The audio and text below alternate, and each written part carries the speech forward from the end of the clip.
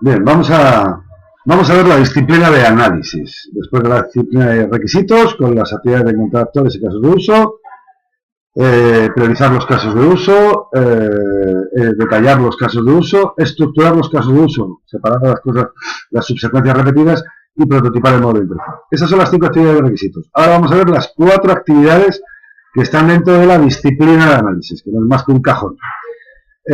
Vamos a estudiar las actividades de analizar la arquitectura, analizar cada caso de uso, que es la actividad fundamental de esta disciplina, analizar clases, perdón, y analizar paquetes. Y por último veremos cómo todos estos diagramas, que son artefactos producto de las actividades que acabamos de ver, bueno, cómo se van incorporando en la vista de diseño. Bien, la definición.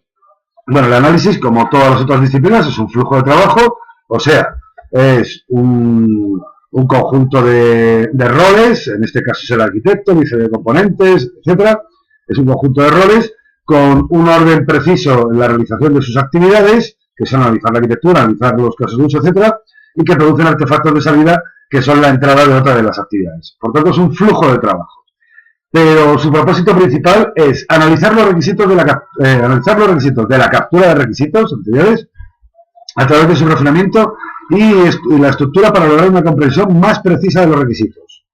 Bueno, vamos a ver. Analizar en castellano significa partir. Cuando yo estoy analizando algo, estoy analizando un problema, estoy partiendo el problema en problemas más pequeños. Y esto entronca ya directamente con Descartes. Es partir. Analizar es partir. Bien.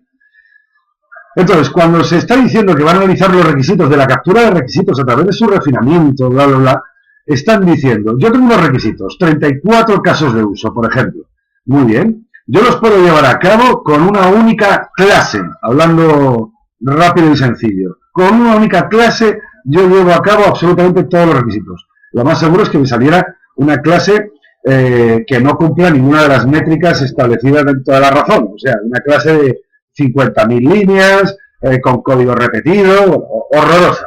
Entonces lo que ocurre es que lo que vamos a hacer es ir proponiendo clases en las que repartir el código de la aplicación. De los 54 casos de uso, yo propongo estas 72 clases o estas 145 clases en las que se reparte el código que en ejecución llevará a cabo esos requisitos de uso. Esto es lo que significa el análisis, la disciplina de análisis. Los objetivos, sin duda, es propia de su definición, es una especificación más precisa de las necesidades que tenemos que los resultados de la captura de requisitos. En la captura de requisitos hemos capturado muchísima información, pero ahora vamos a aportar nueva información. Otro cambio es que vamos a empezar a usar el lenguaje de los desarrolladores. En requisitos se habla el lenguaje natural, estamos hablando con el cliente, es un contrato entre el cliente y el equipo. Pero en análisis ya es una labor del equipo y es partir el código en distintas clases. Y por tanto ya estamos hablando del lenguaje de los desarrolladores, estamos hablando de clases y métodos, pero sin mucho detalle. No vamos a entrar en un detalle muy profundo. No vamos a especificar cada uno de los atributos de una clase, no vamos a especificar los parámetros, no, es como un diseño muy superficial. Bueno, pues con esta labor de análisis vamos a conseguir estructurar los requisitos y en particular vamos a conseguir los diagramas de trazabilidad en el que se va a observar cómo cada caso de uso es llevado a cabo por 6, 4 u 8 clases que se están proponiendo en el análisis. Y por último vamos a cortar el modelo de diseño, porque si lo que hacemos es un diseño preliminar, superficial, solo indicando el nombre de la clase, el nombre de los métodos, sin entrar en mucho más detalle, bueno, pues estamos ya quitando una labor al diseño. El diseño es el que tiene que decir cómo vamos a hacer el producto, ¿vale? Pues lo principal son qué clases vamos a usar. Entonces el análisis propone las clases y el diseño ya incorpora tecnologías y sobre la propuesta anterior del análisis, pues empezará a adornar lo suficiente como para aterrizarlo con todas las tecnologías necesarias. Bien, vamos a ver las actividades. Las actividades son 4. Analizar la arquitectura, analizar los casos de uso, que es la actividad principal, analizar las clases y analizar los paquetes. Bueno, yo cuando leí esto la primera vez me quedé un poco sorprendido. Era como, es que no veo el orden. O sea, primero analizamos la arquitectura. Bueno, pero es que si no sé las clases que va a haber en la arquitectura, y la arquitectura es un conjunto de paquetes lleno de clases, ¿cómo voy a hacer el análisis de la arquitectura? Después de haber hecho el análisis de los casos de uso es cuando se hacía el análisis de las clases. Y después de la arquitectura, que era el primero, por decirlo, el nivel global de la aplicación, luego el nivel de las clases, es el nivel unitario, la pieza constituyente de nuestro software, y luego se va al punto intermedio, a analizar los paquetes. Entonces, era cuando menos extraño. Bueno, yo esto prefiero presentarlo de la siguiente manera. Aquí la actividad principal es analizar cada caso de uso. Entonces, si somos metódicos, sistemáticos, en ingeniería, bueno, pues lo que vamos a hacer es que caso de uso por caso de uso, no todos en la primera iteración, sino por prioridades. En esta iteración tocan 4, en este tocan 6, en este tocan 8, conducido por riesgos que ya hablaremos en gestión.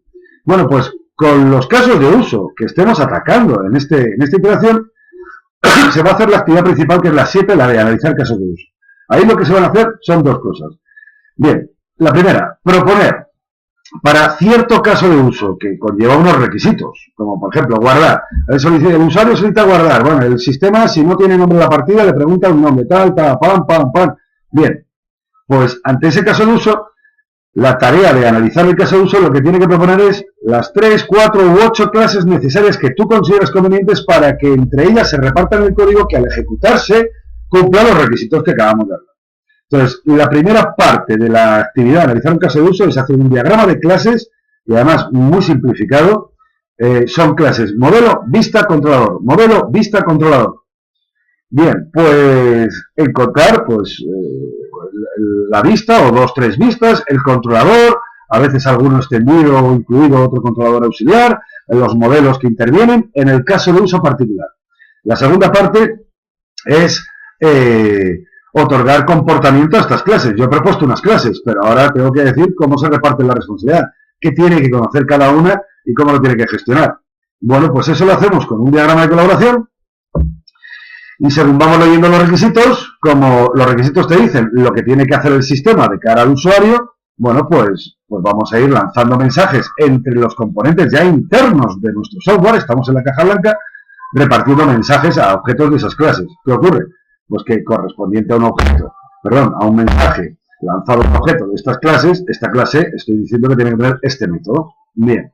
Por tanto, el resultado del análisis de caso de uso es un montón de clases, dependiendo del caso de uso, pero nunca hay 40, ni 60, hay 6, 7, 8, es mi experiencia. No he dicho que haya un tope, pero mi experiencia es esa. Bueno, pues después del análisis de cada caso de uso, te encontrarás con que has propuesto un montón de clases y que cada una de ellas tiene unos cuantos métodos. Muy bien. Vale, esta actividad interesaría trabajar en ellas en paralelo. Nosotros tratamos de sacar el máximo rendimiento del tiempo. Entonces, si hay 2, 3, 4 ingenieros de casos de uso realizando la actividad analizar caso de uso, pueden ocurrir un par de cosas. La primera que puede ocurrir es que alguien proponga una clase y otro proponga, en paralelo, trabajando con él, y no interrumpiéndose constantemente, que proponga otra clase con otro nombre. El ejemplo que ponemos siempre es el de carta. Uno está con un análisis de un caso de uso del juego del solitario de mundos y propone la clase carta. Pero otro, pues por su familia o su origen, no sé, le llama naipe.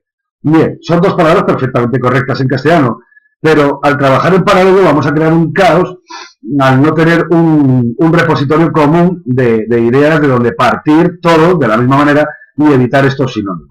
Y otro problema es que en la segunda parte de esta actividad, analizar un caso de uso, cuando empieza a lanzar mensajes, es posible que uno le esté otorgando a una clase unas responsabilidades y otro le esté otorgando un sesgo un poco diferente de responsabilidades. Pudiera ser.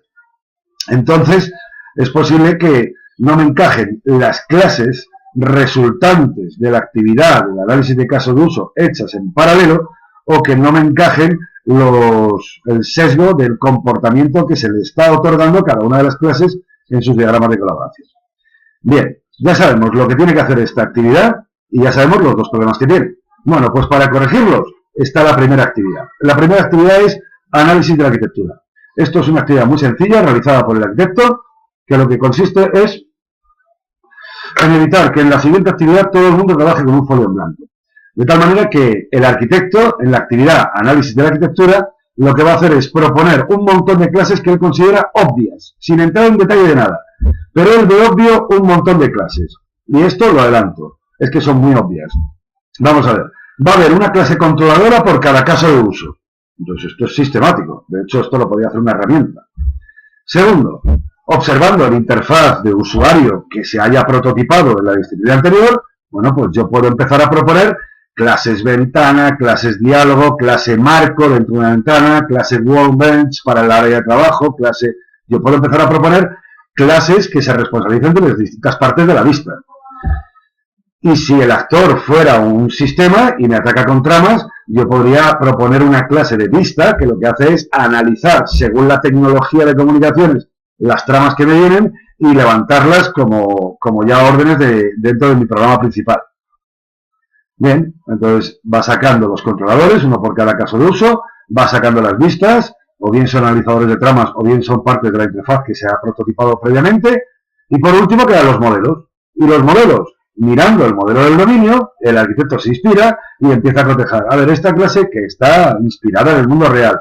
¿Quiero una clase como esta en mi mundo? Por ejemplo, alumno, sí. Profesor, sí. Asignatura, sí. Y de repente viene otra clase del modelo del dominio que pudiera ser en las 3 en raya, por ejemplo. Ficha. No, yo soy arquitecto y yo pienso que una ficha pues no tiene responsabilidad. ¿Qué datos puede tener una ficha? El color. Y yo teniendo el color, yo no puedo hacer nada más. Pero otro puede proponer que la clase ficha sea responsable de saber dónde se encuentra el tablero y entonces le otorgará responsabilidad. Bueno, pues con tu experiencia, como arquitecto que eres, y si no eres arquitecto, con experiencia, equivocándose y luego revisando si las cosas te han salido bien o mal, bueno, pues vas haciendo propuestas de clases obvias del modelo, que son mayormente inspiradas en el mundo real. Bueno, de esta manera, perdón, si el arquitecto en la actividad de análisis de la arquitectura ya ha hecho esa propuesta de un montón de clases que él ve obvias, bueno, pues los ingenieros de casos de uso, cuando en paralelo trabajen sobre la actividad de analizar casos de uso, ya no tendrán el problema de carta, naipe. No, ya el arquitecto habrá dicho, mira, yo es que lo veo carta y es carta, y punto. ¿Vale? Bien, evitamos el problema de esos de los sinónimos y el problema del sesgo en el comportamiento que se le ha otorgado a cada una de las clases se va a resolver en las siguientes actividades. ¿Por qué?